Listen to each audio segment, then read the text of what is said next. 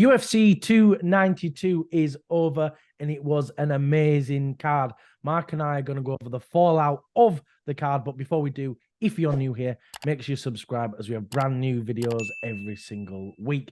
So, Mark, let's not beat around the bush. Sean O'Malley is the new Bantamweight champion with a second round KO. Were you expecting a finish like that? No, absolutely not. I've zigzagged all week, and my final prediction, I said it just before the live stream, was Aljamain by decision. But that right hand that Sean landed was picture perfect. It was crisp. You've seen Aljo shut his eyes as he expected it coming. Shades of Conor versus Aldo. You said just after the stream, this feels like a very significant moment, not only in Sean O'Malley's career, but in the UFC as a whole, and definitely just in the bantamweight division. Yeah, 100%. This is Sean O'Malley's Conor versus Aldo. It's that defining moment of his career. And I will not be shocked if he is that next big star and that next Conor McGregor. I don't really like saying that, but you know what I mean. I think he is going to be that next big star of the sport. He's super likable, that great finish. But it was a pick for me that I was expecting. I'd kind of been chirping on it all week. I think O'Malley's going to pull out something magical here, and he did. And I was so happy because with Aljo, there's been a lot of disrespect over him, and he's been a great champion, but it's almost been a lackluster championship reign. Whereas I think with O'Malley, we're going to get a lot of fun, exciting fights, a lot of fun promos, a lot of good press conferences. But let's talk about the actual fight rather than me just kissing up to Sean O'Malley for 5 minutes straight. So we came into the first round, and it started off super slow, super methodical. Nobody was kind of rushing for anything. Do you think they were just pacing for a 5-round war if that was going to happen? Absolutely. I thought they were just feeling each other out. There was a lot of leg kicks. I think it took, what was it, like over 90 seconds for the first punch to be thrown. Yeah. There was a lot of front kicks up the middle, a lot of attempts at leg kicks. We had a late grappling attempt by Aljamain in the final 30 seconds of the fight. Yeah, absolutely. It was just methodical, like you say. And then second round, you watch it back, maybe it's still just too fresh in my mind to actually look at it from an analytical point of view. But Aljamain just came forward like this, and O'Malley, Rogan said it as well. He just pulled back, bang, straight through. Just seeing it, like I said, Aljamain shut his eyes, expecting that. Oh man, you couldn't wish for anything better for him, though, could you? It was a perfect, picturesque shot. It was perfectly timed, perfectly striped. It was amazing. And I know I am really just kissing up to O'Malley, but I'm just so excited. It was such an exciting fight. And I don't want to talk about too much about what's next for each guy. But at the end, Sean O'Malley said, I'm going to knock out Chito Vera in December. Is that a fight that you're looking forward to? And do you think Chito should be fighting for a title? No. I think the only reason this fight is being spoke about, and even from Sean O'Malley, is just because of that blemish that happened in 2020. And Sean even said afterwards in the post-fight interview, "Oh, Chito, did he win? Yeah. Was it boring? Yeah, I expected that." I don't think Chito has displayed his skills enough to warrant a championship fight. If he didn't have that history with O'Malley, we wouldn't even be having this conversation, Dwayne. It just seems to be that one makes sense, but there's a few other tests for O'Malley at bantamweight, and Aljamain, I think he's going to second guess whether he's going to move up to featherweight now. I think he could potentially just think, no, actually, you know what? This is my division. That was a hiccup. I'm going to come back, win the gold. Forget about my mate Marab. He can do something else. Yeah, that could be. And yet you're 100% right. Chito does not deserve a title shot. And we are only talking about it because of that win back in 2020. And you're right. I just don't think Chito has pushed himself enough to be this big star that he deserves this title shot at all. And the only reason that he might get one is because I think Corey Sandhagen and Marab are injured, and I don't think they're ready to go, and they might not be ready for December. So we might see Chito jumping up and that pecking order and getting that title shot a little bit too early. And I am interested to see what Aljo does next, because I won't be against seeing a rematch between these two. Maybe maybe Aljamain fights someone else in the division, or maybe he does move up to 145. But I'm not sure how well his style will fit in there. But then we move on to the co-main event. My favorite fighter in the world, Zhang Weili, demolished Amanda Lemos with a 5-round decision. And I don't think Lemos even won a round. And if she did, I think it might have been the 3rd or the 4th, and it wasn't by a big margin. Mark, were you expecting this pure domination by Zhang Weili? I think that's the key word. It was just absolutely dominating from start to finish. I think I did expect it, but I expected a finish. I'm not begrudging, Zhang for a performance at all. She made the adjustments when necessary. She almost got caught in a choke twice throughout the whole fight, but they're tiny blemishes compared to the rest of the rest of the 25 minutes was an absolute war. There is the biggest difference of significant strikes in a woman's MMA fight. Zhang Weili now owns that. She owned Amanda Lemos's ass tonight and absolutely just battered her around. It's bad when you look at a fight and you think it looks like they shouldn't even be there. They've made them look amateur. The skill difference was drastic, wasn't it? It was clear that Amanda shouldn't have been in there with her. But, she was getting a little bit of success on the feet, but Zhang was just too dominant. She was just too good everywhere. One thing, though, were you expecting somewhat Zhang to be even more dominant and get an early finish? Because I didn't expect us to get to a 5th round. Absolutely. I think I said that on the live stream when we were getting to the 3rd round. I said I didn't expect this.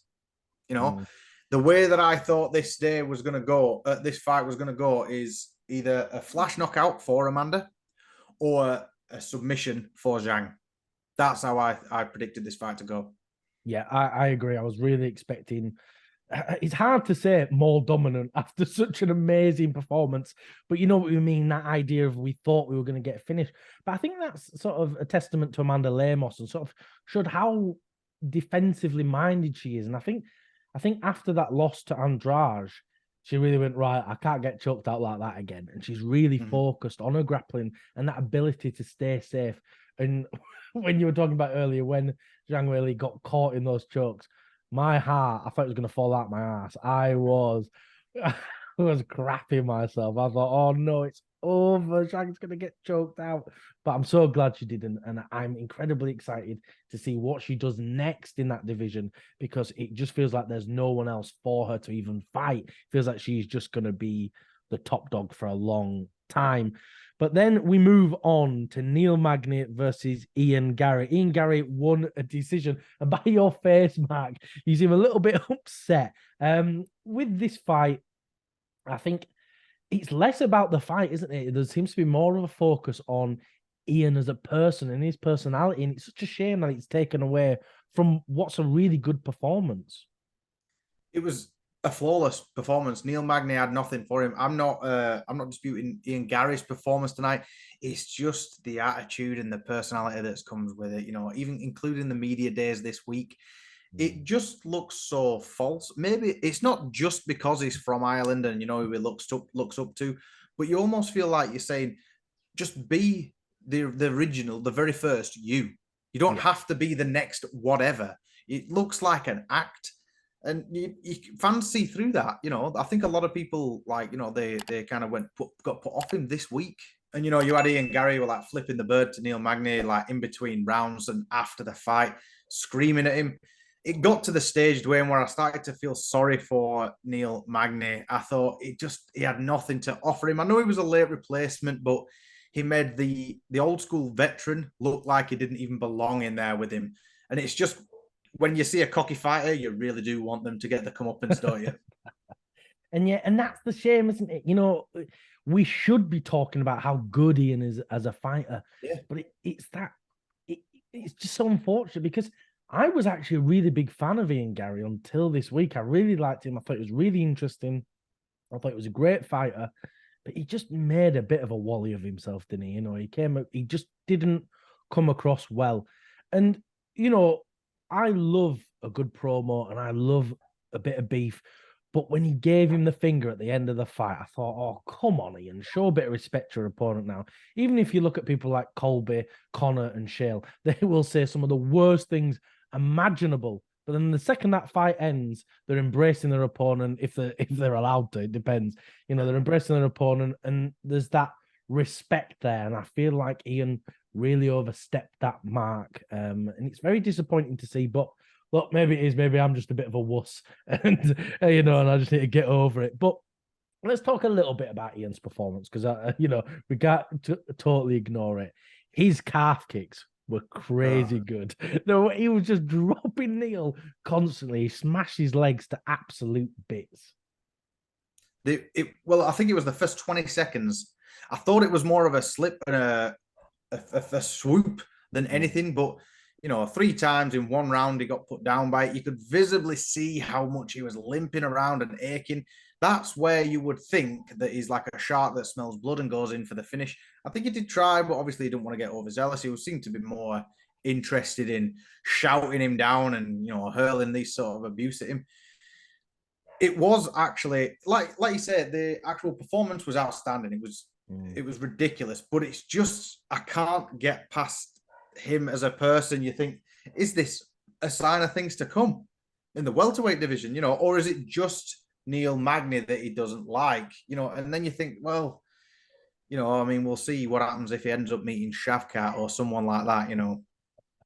The thing is, I think with Ian Garry, I think he's going to see the backlash and learn his lesson from this. I don't think we'll see him like this in his next outing. Because I think the big problem is he's been in Boston. He's been taken in by these crowds, and there's a lot of Irish sort of heritage in Boston. So I think he's been taken in by that. I think he'll see the outcome and go, actually, maybe I'm not going to do this anymore. So then we move on to actually was quite a fun fight and a bit of a surprise for me. Mario Bautista versus Damon Blackshear. I wasn't really expecting Damon to put on too much of a great performance coming off just 1 week's notice, fighting last week with that amazing twister. But he did pretty well, right, Mark? How do you think he fared coming off just a week's notice? A hell of a lot better than what I thought. Like, I was surprised that it actually went to decision as well. And it got to the stage where you end up rooting for him. Because I must admit, if I'm just being totally honest, I didn't really have a dog in this fight because obviously I wanted Cody Garbrandt to be in there. And when he fell out, I was a little, I'm a big Cody fan. Yeah. And I was just like, I've lost quite a little bit of interest. But they're the best fights when you're pleasantly surprised by what you do initially think is an underwhelming fight. And I mean, they were both in it. They both had big moments, and it was just a very interesting fight. Well done to Mario, though, for ended up getting the win. But do you think it sort of takes away a lot of that shine from the win when Blackshear was fighting last weekend? Do you think Bautista should have been able to do a little bit of a better performance, or do you think it just doesn't matter at all because he's a fighter, he's prime, he's ready?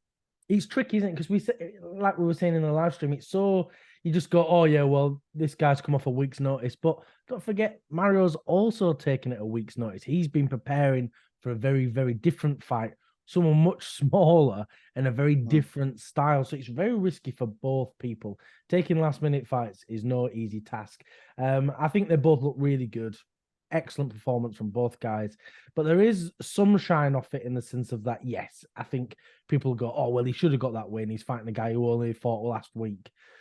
And it is such a shame for him because if Mario would have beat Cody on a main card, on a pay-per-view, that would have been really big for his career. He could have been the next, bantamweight moving up in that division, even chirping at his own teammate, Sean O'Malley. But again, really fun fight, though, and you're right. It's these surprising little numbers that just jump out. You think, great little fight. And then we open the card with Marlon Chito Vera versus Pedro Munhoz. Vera got the decision win. I think it was 30-27. I thought Pedro won at least one round. I thought he won the second round, but I think it's a very fair decision. And it was good to see Chito put a little bit of pressure on. His big problem is he always comes out too slow. It was good that he came out aggressive, and I think he got a knockdown in the first round, right? I believe so. Yeah, very, very early, didn't he? It was like 20 seconds or so, and then it just happened. And throughout the entire fight, the full 3 rounds, it was actually quite a good scrap. But I do believe that with Chito Vera himself, especially now considering O'Malley is the champion and he called out Chito for a fight in December, you compare the two, and I'm not trying to blemish his performance tonight, but you just compare him to O'Malley, don't you? And I think if he comes out like that, or even like he did in the first fight, I think he's going to get finished early. Like you said, though, it was good to see him just put his foot on the gas a little bit earlier because he needed to. It was only a 3-round fight. Yeah, exactly. And if you get behind in a 3-round fight, that's it. You can be done for. And, but the main card was really, really fun. But, Matt, before we move on, is there anything on the prelims that kind of stood out to you? I think we had Weidman and the 2 tough fights. It was the Chris Weidman return that stood out to me.